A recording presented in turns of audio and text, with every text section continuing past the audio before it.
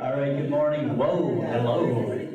Good morning, everybody. I'm Travis Amundsen, and we're going to get started. We have most of the discernment committee here. Mary, I'm going to introduce us all. There's Mary. Joan is here. Mark, Stephanie. Kate Nathan, unfortunately, is not able to make it, but she's here, I don't know, in her thoughts, perhaps. So we've got quite a bit of stuff to go through. There's slides upon slides of information, and I think even at the end of it, there would still be information for us to process. We're going to give as much as we can. We're going to leave some time for questions at the end. Quick announcement. The outdoor service has been moved indoors. Apparently the weather is not being cooperative. And most importantly, of course, is the coffee is in the back corner, which I will be making a beeline there in 2 seconds.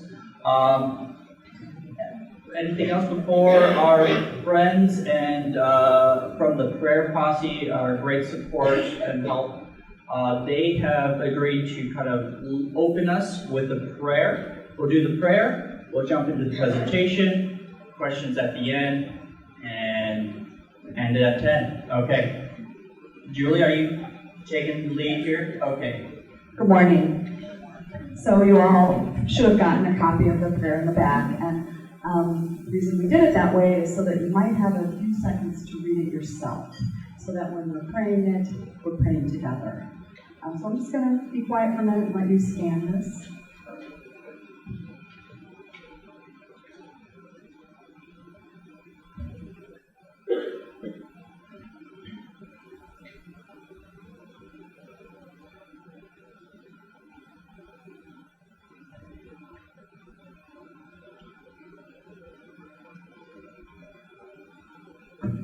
Okay, so we'll pray together. You can see in there there's pauses, so just be mindful of what the Spirit kind of lead us in the timing. So the Lord be with you. And also with you. Come, Holy Spirit, fill the hearts of your faithful and kindle in us the fire of your love.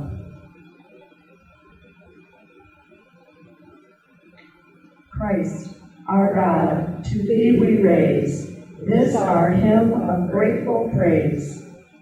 Gracious God, thank you for your empowering presence among us these past weeks as we sought your will for our congregation. We present thankful hearts for answered prayers during our time of discernment. We offer gratitude for the discernment team, Mary, Joan, Travis, Stephanie, Mark, and Kate, the process, and for the participation of our congregation.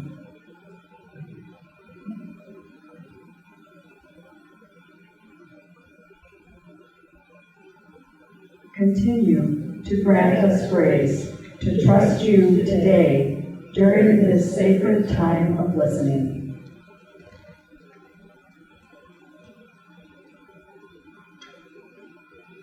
We turn to you for sustenance to continue from this place to whatever lies ahead. Create in me a pure heart, O God, and renew a steadfast spirit within me. Amen. Thanks very much. Well, I drew the short straw, so I'll be doing the presentation today. This is a lot of data, so understanding that we'll be going through a lot of information. We did not try to synthesize it all because we wanted you all to have as much information as we did. This is our team members, which we've already announced earlier. Here's our outline. We'll talk a little bit about our charge, what our team was asked to do, the way we approached that charge, the process we took, and then what did we hear from all of you? Because this is really reflecting back to you what we heard from you. And then hopefully there'll be some questions at the end, because that's what we want. We want some dialogue with all of you. So what was our charge? We wanted to get input from Calvary members on who we are at Calvary, what our hopes are for the future, the qualities we look for in a new rector. And then our hope was that we would share the data today. That's where we are in this process. The process that will happen after today, we'll try to put this together in a document to share with the best we can move things forward from there. Our philosophy is to seek input from as many as possible, but we really were trying to stay true to what we hear rather than add in our own personal views. We synthesize the data into a forum that will assist with the next step is where we have to go next. So how did we gather input? Most of you know we did a survey, and we'll talk more about the details of the survey. But we also did focus groups on 4 Sundays, 9 groups total, and 88 participants were involved in those focus groups. We didn't gather demographic data for that because we weren't trying to identify individuals by exactly who said what. We were just trying to gather unrestricted information. The focus groups data was then distilled into themes. Then we also did a focus group for the staff. We had the parishioners who had left in the past few years. We reached out to any of those that were interested in giving us input. We reached out to homebound parishioners, and we offered anyone a chance to give us feedback individually or through our collective email. That's the process we did. There are 2 types of input in this talk. There's survey input. It's important to think of how they're different. So survey input is more quantitative. It's data gathered to compare with an external benchmark. So how does Calvary compare to an external view of multiple churches? The input from the group is what's important here, not just from who's most vocal. And we're seeking accuracy. What do we think? How do we compare? How is that different from focus groups? Focus groups, if you think of it as more qualitative, that's getting at details that weren't necessarily there in the survey. Everyone gets frustrated by surveys. I know I do because they force you to answer questions a certain way. So we look there for themes, and we get input from individuals. We give time to get details, and there we're seeking more relevance than we are necessarily accuracy. And we're asking, what is my story? So that's the 2 types of information. So on these slides, and you can get a copy of these slides afterwards, there's a link to the Holy Cow consulting site. We went to Holy Cow because they have a lot of experience in this process of surveying. Over 25 years of offering the survey that we all receive, the congregational assessment tool, which is used in searching for a rector. The results are compared with about 1,100 churches, and most of them are Episcopal. So it gives us a frame of reference to how do we look compared to other churches. And our participation was excellent. I think you heard that already. Maybe 226 persons responded out of 458. If you look at average against our attendance of who's in church, this is 140% of our average attendance, and it's a new benchmark for Holy Cow. And confidence in this survey being representative of us is very high. We asked them that question specifically. So here, who responded to the survey? This is some demographic data, and it's important not to go through each aspect of this, but to look at the pattern. If you look at the age on the top, we have a range of ages, but probably more 45 and above. In terms of tenure, you can see we have a range as well, but you can see we also have some members that have been here quite a while, 42% over 20 years that are answering the survey. In education, you can see that there's a range of education, but this is a highly educated congregation. 53% have a graduate degree. That's pretty impressive, and they commented on that. And you can see that mostly females responded, and we don't have a huge diversity in race and response. So looking at, this is all overview kind of information at the beginning here. I'm going to go over the sort of high-level things from the survey. They asked about satisfaction on the survey, and over 79% of those that responded are clearly satisfied with things in the church. This is higher than 90% of churches that are responding to the survey in the database. So what does that mean? That meant that they looked for data that needed to be corrected to improve satisfaction. Something was wrong with the church, and that's what you needed to improve the satisfaction of those answering. No one issue stood out. That doesn't mean that there weren't issues. It's just nothing stood out as being most prominent. And Holy Cow's interpretation is that compared to other churches, we may be less internally challenged. And thus, ready to take on some options, which might include growth, might include expansion, might include looking at external impact. They just listed a lot of options, but we'd have to choose what that was. But many churches can't do this because they're internally troubled more than we are. And this is sort of going along with that same concept. Is what are our performance indices? This looks at things like hospitality, conflict management, governance, and we scored very high in all of these things.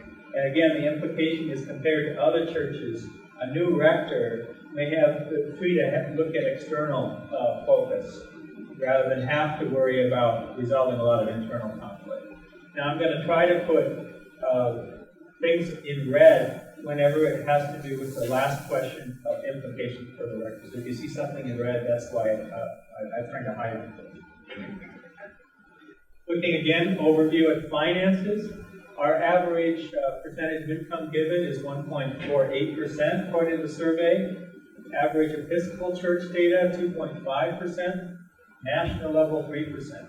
So there's some opportunity here as they provided to us the survey to increase our giving. And this will come out again and again in this presentation.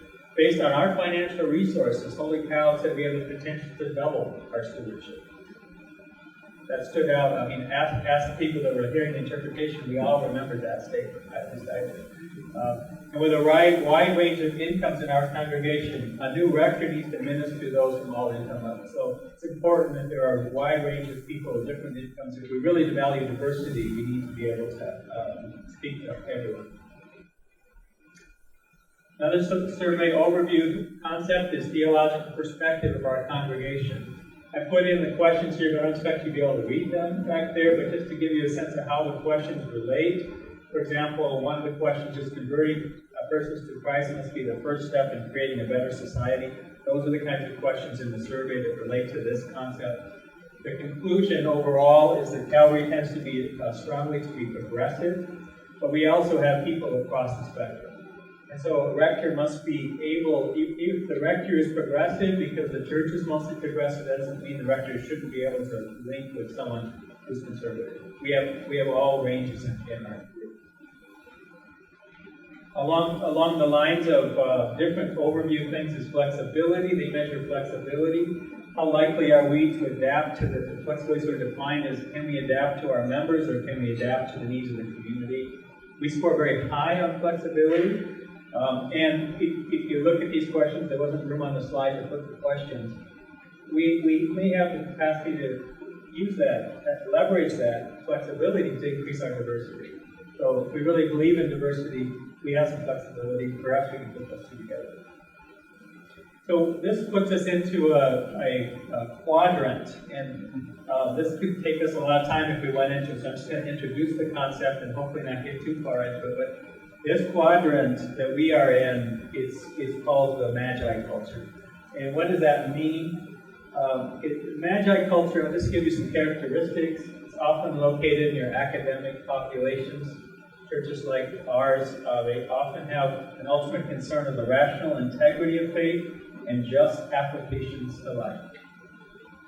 To see if that resonates with all of you. The value is deep knowledge, open discourse, intellectual curiosity, not adverse to wandering aspects of faith, and frequently exhibits a penetrating analytical culture.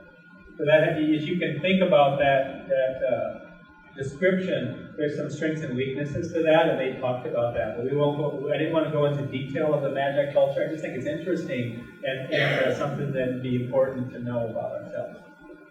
So we also looked at things like our energy and our satisfaction level. And that puts us with high energy, high satisfaction into a category called the transformational quadrant. And because we're pretty high in that corner, as you saw on the other one, we were down here, but we're pretty high up in that corner. This means that Calvary is a source of new meaning and purpose for its members. We have some potential here. The next slide has an implication.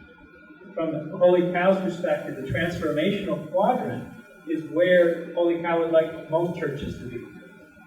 It offers the opportunity to move to, quote, the next level. Quote. We have to decide what that is, obviously. That might, as I said before, that might mean numeric growth. That might be, well, how do we increase our impact? It might be, they suggested mentoring other churches. I don't think anyone in the room is like jumping for that opportunity, but some other level. And clergy at churches in this quadrant describe the need to have the ability to pivot to more than one purpose. Other quadrants, just so you wonder what would it be like in another quadrant, there's the chaos quadrant, high energy and low satisfaction. That's a church trying to find direction. There's the recovery quadrant, low energy, low satisfaction. That means a lot of change is needed. And then there's the static quadrant, low energy, high satisfaction. Satisfaction with low vitality, kind of complacent quadrant, either way I would think of it. So quickly, very, very high level, the survey says Calvary is strong in inclusiveness and advocacy, comparing other churches in the database. Weakness, we may intellectualize every issue, and we may have trouble finding identity and vision. So this is all information we got in the survey interpretation. So moving from the overview now down to some of the questions that we had in the focus group. Now we're going to try to organize both survey information and focus group information around these questions. And anyone who wasn't in the focus group, this is what each of the focus group was asked.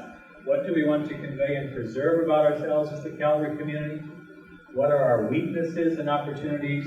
And what are the critical attributes we seek in a new rector? Okay? So what do we want to preserve? That was good for the sound.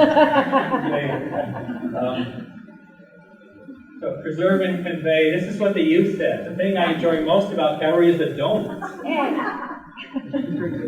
They also said the thing I enjoy most about Calvary is the community that music brings to the service. We thought that was a wonderful comment. And the final one, the thing I enjoy most about Calvary is the people. Everywhere I go, I know something. So we try to get information from the youth as well. Top 5 things to preserve and convey from the survey. Just looking at ourselves, not at other churches, the ones we said were the persons who serve as leaders in the church are representative of the membership.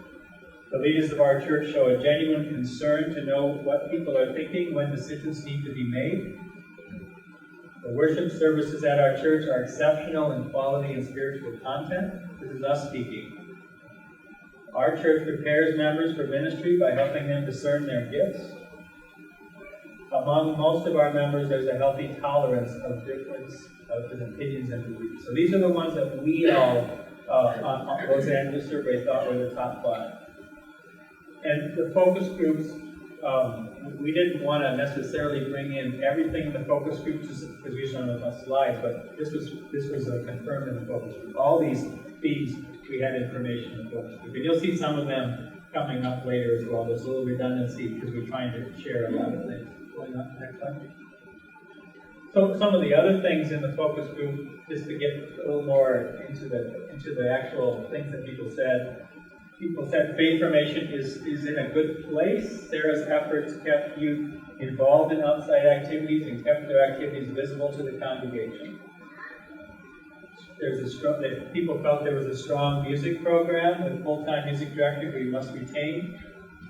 People said that the worship, they liked the traditional worship style but introducing new elements without sacrificing our Anglican heritage and commitment to quality.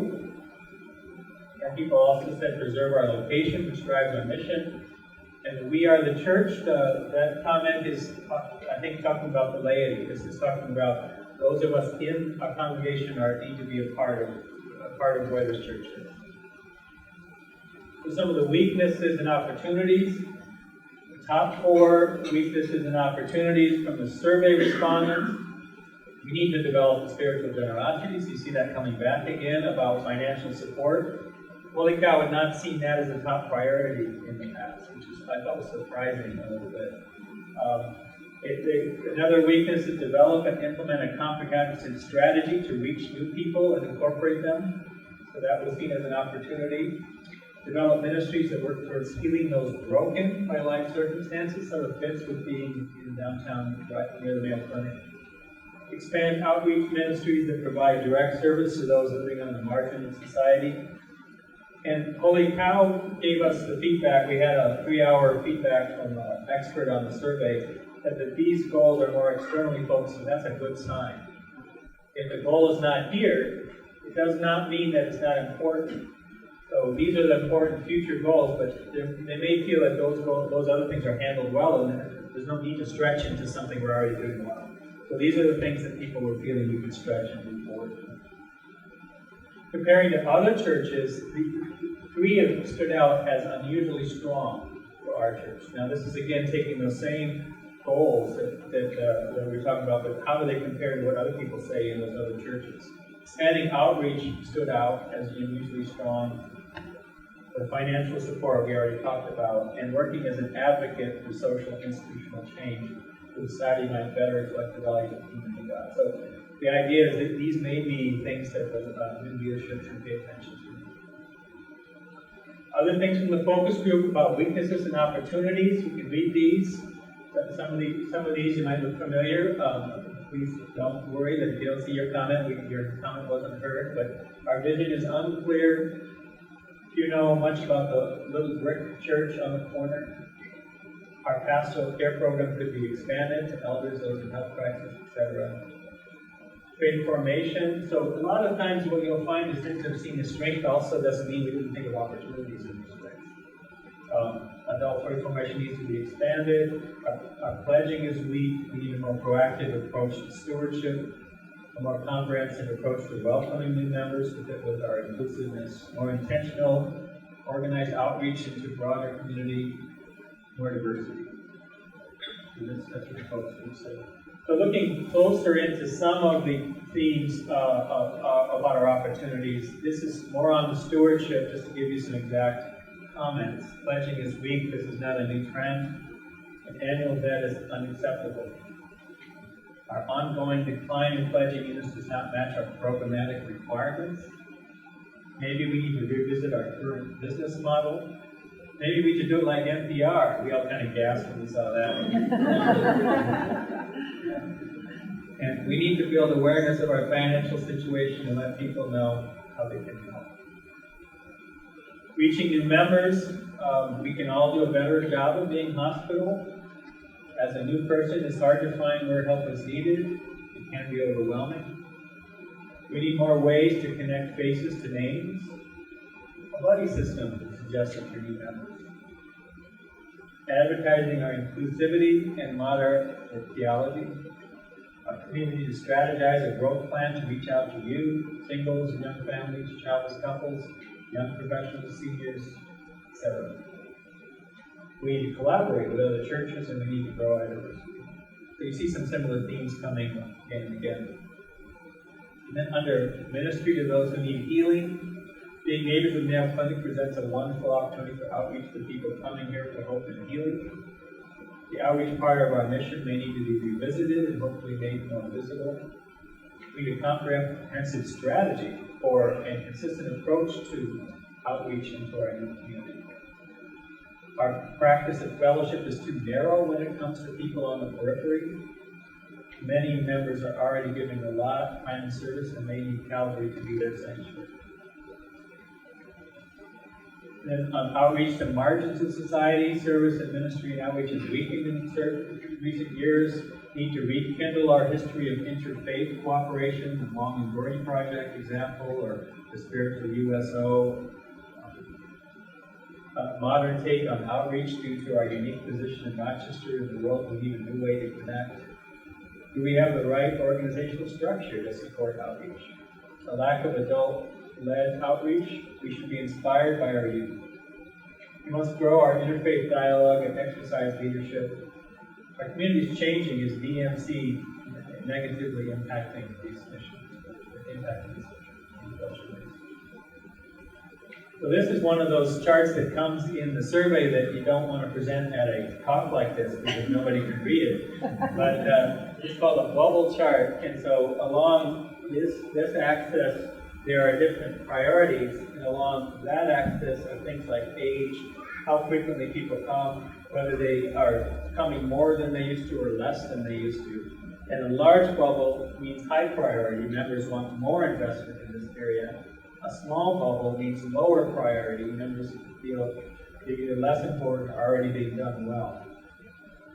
So details of these different things available when everyone gets a copy of the survey. But next slide. But mostly the important thing here is the interpretation from Holy Cow. Calvary has lots of energy, but it's not specifically focused.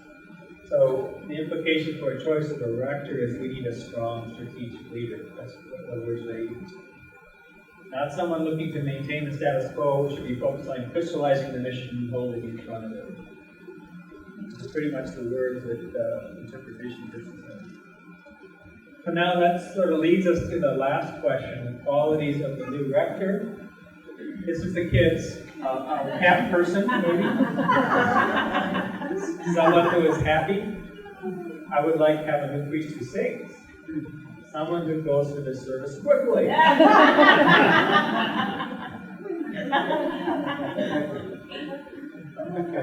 This is coming from the survey. So this is showing priorities are different by different ages. So a rector must realize that the different sectors will have different priorities. So looking just at the first priority, under 35, expand outreach. As you move up, stewardship is the first priority. Second priority, develop ministries for those broken, incorporate new people, develop ministries for those broken. So you can see, it's just a way to highlight the fact that different age groups are going to have different priorities. This also is true for those that come more frequently and less frequently. Frequent is defined as more than once a month. And the first priority for those less than once a month, develop ministry for those broken by life circumstances. For those that attend more, stewardship. Again, different priorities by who you're thinking about. Some critical abilities for our new rector, they include preaching, strategic leadership, pastoral care, teaching and training members, change management, administration. This is that question on the survey that forced you to go 1, 2, 3, 4 about different qualities that go through the survey. And what it says on the far column is, to what extent were these critical abilities commonly seen in these surveys? And as you can see, they're pretty commonly seen, except for teaching and training members. That was a little higher than they've seen before. And what you want to think of that as preparing the laity, preparing us to be active in doing some of the needs of the church. So preaching is always first, strategic leadership is needed, so it's good to see it in second place, is Holy Cow's comment. Pastoral care may need to take time, so if pastoral care is number 3 and you need a preacher to be doing these, the rector to be doing these things, it's important to think about how much could lay be involved in pastoral care. What do the focus groups say about qualities of new rector? A rector is someone who is fully engaged and can commit a significant amount of time. A rector can lead elaborately, a facilitator, lead strategically, proactive, not reactive, challenge level. Someone who's inclusive and non-judgmental. Someone who provides leadership in the interfaith community. Someone who encourages and fosters the capabilities of the parish. Someone who provides a clear and concise message. Someone who's theologically progressive and respects tradition, but also comfortable working with educated people in a medical setting. Educated people, the concept is that someone is more educated than a pastor, the humility of being able to still minister to that person. Enjoy providing pastoral care in a variety of settings. And enable the pastoral gifts in others. Increase the activity of the laity.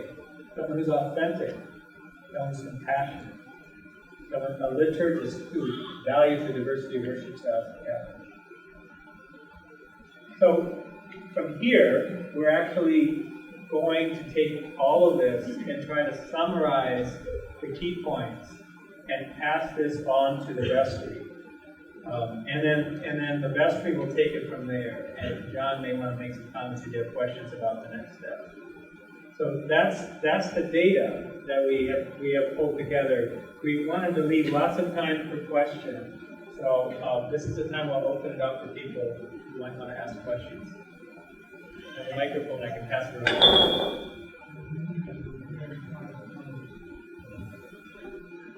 Well, then I guess I'm passing this to you. Golly, I thought I was going to come up and just blend into the crowd. From my experience as a transition and deployment person for many years, this is a very healthy response. You have been blessed with a very healthy parish. Sorry I can't sing. If I told you my history, you would understand why when I got kicked out of the choir in the seminary before I even got to make in the scale.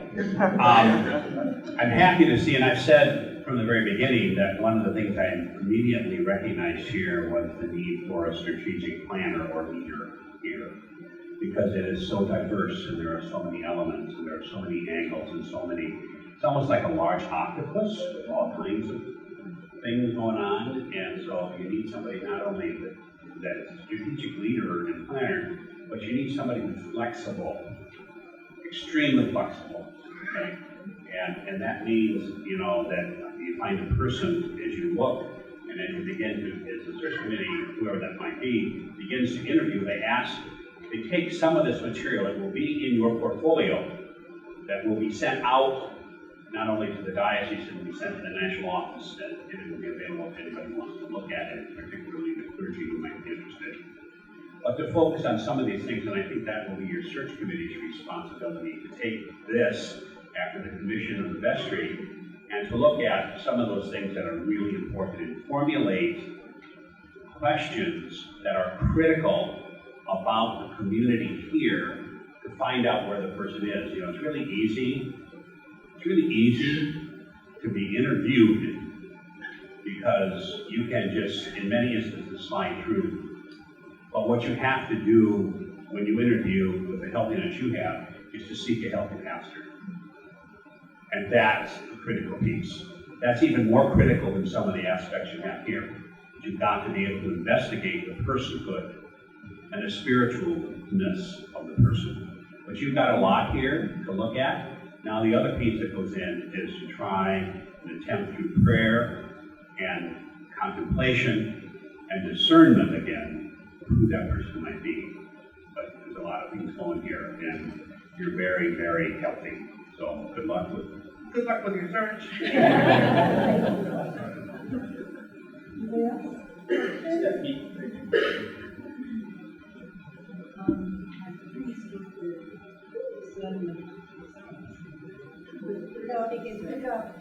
I'm very pleased with the discernment results, but I think we have to look at our financial situation.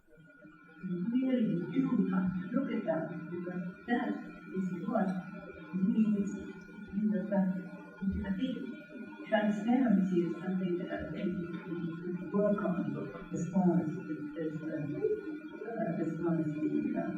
vestry is concerned, and getting back to the, because you know that's the amount of money that's going to go to be divided up and going to go to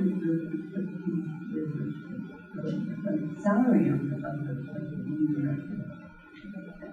And I think we have to realize we're living outside of our budget, because we might have a lot of financial background but you know, when that's used up, it's gone. It's gone. It's gone.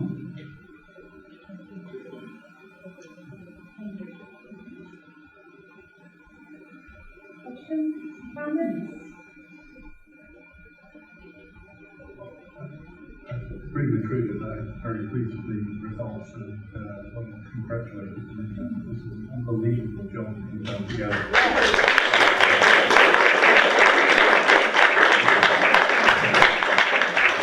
I think it really speaks to the health of the parish that we have such kind of people all over the place, and this is an important process for us all. I'm so glad that this committee has spent so much time and energy to really gather all of our comments, and I'm sure everybody can see a little piece of themselves. The word Anglican kind of speaks to me, obviously. I'm sure everybody can see their views on this, and it's a remarkable job. I also like the fact that it was quantitative and qualitative. So actually, this isn't just all of our comments. I think the fact that it's benchmarked against other parishes around the country speaks very, very well for us indeed. Thank you again very much. There was only one fist fight, and we only went through one bottle of wine. I promise. The entire 3 months. That was it, right, Jen? Anybody else?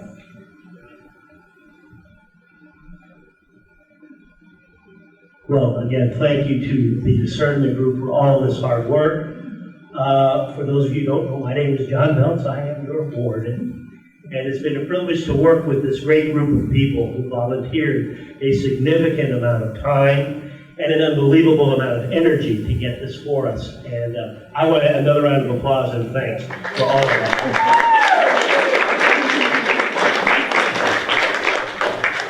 So, rest, relax. In terms of the next steps, we are going to convene tomorrow as a vestry at 6 o'clock to discuss our monthly agenda items, but most importantly to discuss our next steps and to determine, recompilate the construction of a search committee. And it is our intent for that search committee to embrace fully and in its entirety this information.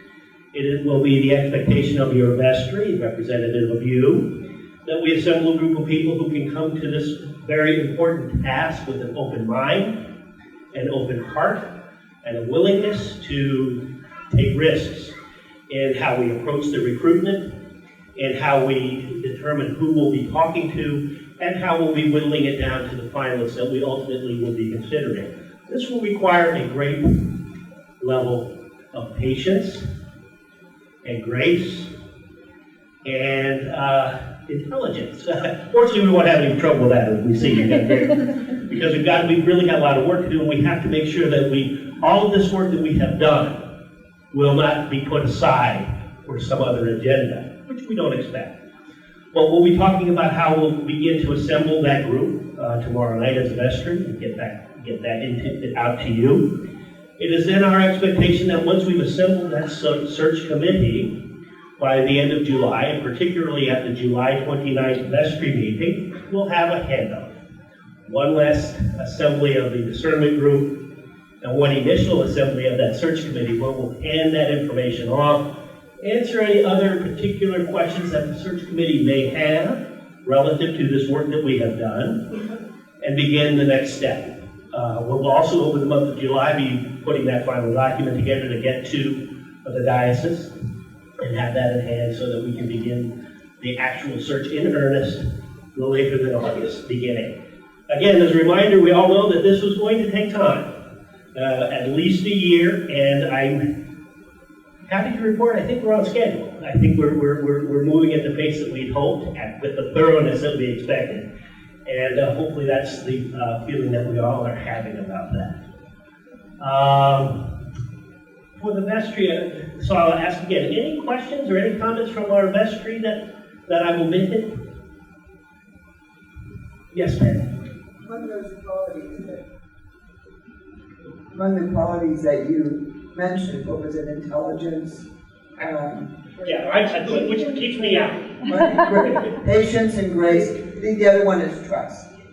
I think as we have trusted this discernment committee, we need to trust that search committee, because what they'll be representing is not their own views, but these views of the parish. So I think that's another quality that we need to keep in mind and think about, pray about. And just relative to the search committee, the discernment committee, they worked, I think, every week for a couple hours at night, not to mention all the daytimes. And finally, once when we were having our vestry meeting, they came to us and saw that we had a few nibbles of food. And they sort of hovered and said, we have something to eat. So we began to provide, we began to provide them sandwiches for these weekly meetings, Not to mention all the other effort, if you can imagine, training themselves, learning to be good facilitators for those focus groups, and 3 focus groups a Sunday, Sunday after Sunday. Somebody who could scribe quickly, I mean, these are not easy tasks, and managing all the various comments. I feel so proud to be a member of this church that put that kind of effort, uninvited congregation, to come to those meetings, fill out the survey at a rate never before seen by Holy Cow. And I'm sure they do want to hire us as a model church, but we have lots of things we want to do in the future, lots of places to go, but I really hand it to this beautifully formulated committee that works so well in concert with one another. Each brought individual skills, and we are really grateful to you. We trusted you, and it paid off, and we will trust the discernment the search committee. Julie, did you have a question? There's a question over here as well. Okay.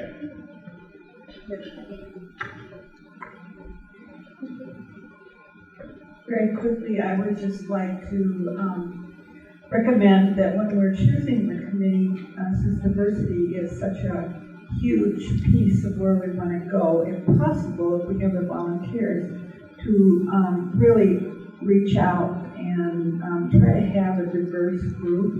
Not that we did before, but focus on that also, so that we get lots of different avenues of life into the group. Thank you.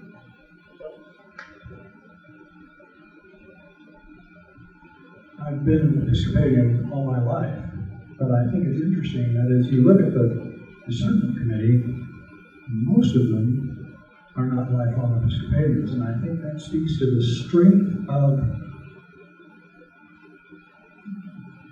the larger group that we belong to, that we seem to come together, that we seem to be a meet in the middle, that we seem to be a place where people can think and believe and do a lot of different things and still fit under the roof. I think it's wonderful that this committee that is so diverse is of us and has done what we've done.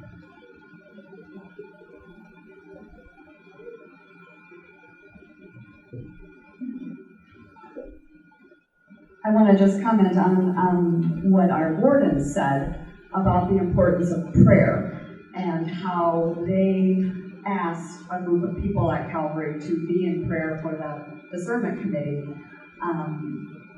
throughout the time that the discernment committee was meeting. So I'd just like the people that served on that prayer committee just to raise your hand, because it also reflected a diverse group of people in our congregation, except gender-wise. We did not have any men joining us. But as we continue with the process, our intention is to continue to be a prayer group. So we call ourselves the Prayer Posse. But at this time, we welcome more people to join us as we pray for this little pause while the discernment committee is finishing up their work, and while the vestry is deciding about a search committee that it's not time to quit praying. So just know that we would welcome you. We've had so much fun hanging out together. That's it. That's all I wanted to say. So call me if you want to join us. And if you don't call me, I might call you. Can I get a round of applause for the prayer posse? They've been just unbelievably supportive. I know personally I felt their support throughout this, and yeah, I'm very grateful to all of you. Questions, comments, concerns? Yeah, easy. So I recently joined the church, less than 8 months ago. I would like to comment on the concern about stewardship of parish or patrons. Endemically always committed more than they have. So it had the fund, So the challenge was not that the funds aren't there. The challenge was, and I think I saw reflected in the balance sheet, in your balance sheet, is that you don't have pledges. You have people that you're just looking at kind of last minute. So that's a good situation. So the challenge is not in Toronto, it's converting Italian Spirit Residential pledge to that kind of thing. Secondly, I see an aging demographic, and as well transition to the older, you think before you put your inheritance. So that was done. And the third thing, I don't know, because I don't know distribution, parish we were at, and I'm still at that parish. The question to places. The distribution was dangerous in the sense that it was highly skewed to few people with a lot of funds. And that's great for the parish, but dangerous for long-term growth. So what we'd like to see is, I would say, broader distribution. And the key metric is the 125, we can just get them to start pledging because finances of their parish are starting. That act and have it returned to the Thank you, Casey.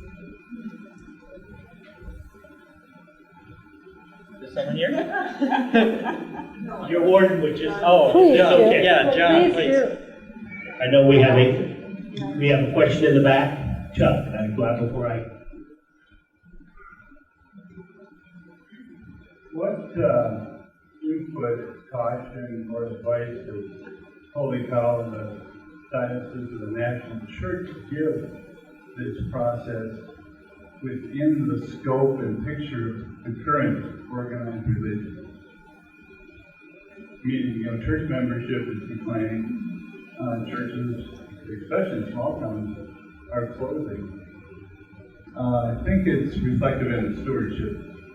Church isn't the center of people's life anymore. So how does that play into this process of finding the next super priest to guide this picture?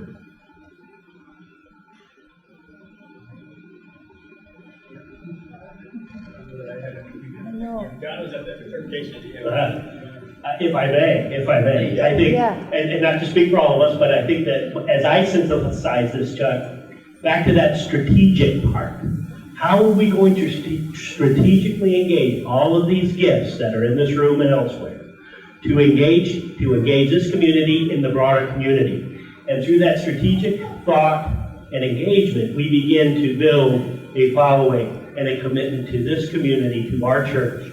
But it comes from work and it comes from focus, and that's the other thing I see is we got a lot of ideas, let's focus some of them to bring those people into this group and to take this group out into the community. I think we're all looking for that place that we are way over here on the progressive side and looking for the next thing. We're hungry, my perception, we're hungry as a group to go out. We're hungry as a group to make a difference. We're hungry as a group to make new friends. I think we're all wondering, how best can we do that? We all have wonderful ideas, but let's find somebody who can muster us, focus us, mentor us, pray with us as we go forward. I think, Chuck, it's a difficult thing, no question, but I think that what this has informed me is that we have got to galvanize ourselves. We have got to engage one another in contributing to the success of this community. We can't just raise our hands, oh my, what are we going to do? We all have to do some internal work on how much more can I give in my time, my energy, and let's be frank, our resources, our money. The demographics that we saw relative to stewardship is we have a community of congregants that have resources that we need to find a way to engage more. We need to the point of the 25 and under. How do we resonate with them? How do we connect with them so that they feel compelled and energized to contribute and be a part of this financially? I can speak to stewardship for just another minute if I may, because it is a priority, and it is number 1B for your vestry. 1A is let's find a rector. Okay? 1B is let's be sure that we can support our mission. That is number 1B. And we're going to take a more proactive effort from your vestry in owning that element of our mission. And that will be our first topic of conversation, as a matter of fact, tomorrow night at Vestry. Because we do hear that, we see that, we know that. And be prepared. Yes, Arnie? There's another related thought on that. You know, all rectors are also people, and most people are not comfortable asking anybody else to hold the money. So I'm thinking that this is a direct relationship, Chuck and others, that we look specifically for someone who's very comfortable with this concept, who's got some experience with stewardship, and is not afraid to stand hand in hand together with the laity and say, hey folks, let's get together here. And that there's a ripple effect on this, that if the congregation steps up to its stewardship requirement, then that gives us the opportunity to have more staff and wonderful staff. You know, our example is what Sarah did for the faith formation program here. And if that's in place, then it frees up a lot of volunteers that are standing around burned out and exhausted from trying to be all things to all people. So hopefully there will then again resurge some energy to go out and to do the kind of outreach programs that are beating in the hearts of all of us that John referred to. So if we run our stewardship campaign like NPR, I think we found our Carrie Bullard. Chuck. And then we'll have incentives, you know, the month and some Calvary. Just real quickly, you know, to be perfectly honest, the national organization, Holy Cow, didn't really address that specific issue. It just wasn't within our scope. That said, you're right, you know, the trend is folks are leaving churches. And just to speak from my personal experience, we've got something going here at Calvary that, in my mind, is going to attract people. We've seen from the survey, we're healthy, we're satisfied, we work hard to take care of each other. You know, I wasn't born in the Episcopal Church. Jill and I were lucky enough to be confirmed this past January when Bishop Brian was here. And we have a community that has something to offer. I believe that deeply. That's why I'm participating in this. So, you know, I know that doesn't really address the issue, but just my personal feeling with that. Okay, TC, you had something more? I'll be 30 at the end of the year. Yeah. Just delivering a comment on diversity in the search committee. I would really encourage, I'm not sure the fund, I would encourage to have material representation of youth. My wife is younger, she's still back in California, we're ready next year. She was actually involved with the search for the pastor of the parish. And great opportunity for us to just share. Yeah. Let's kind of follow up in the world picture. Are you guys worried that the movement No. Yeah. or is that a benefit? It's a good question. We haven't really addressed that. I would say that unfortunately. For about 14 years, we had Frontiers of Faith, and we tried to discuss all kinds of questions. And at one point, I asked if each person would present a topic. And I liked discussional topics. So Jed said, "Why do you come to church? Why do you all come to church?" The number one response in that group of whatever it was, 14 people, was because of the community.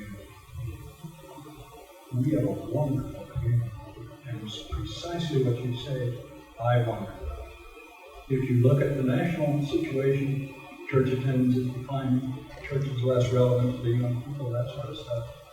And as I've had breakfast with Nick, I said, how do you deal with this? And he said, how do you take the story about somebody on a road to Mazeppa 5,000 years ago where something happened and make that relevant to today?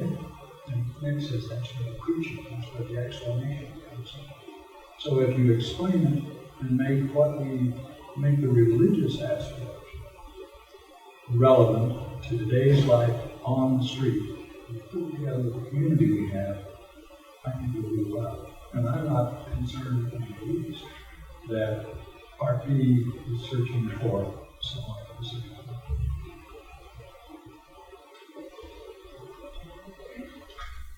Anybody else? Thank you all for your time and your attention.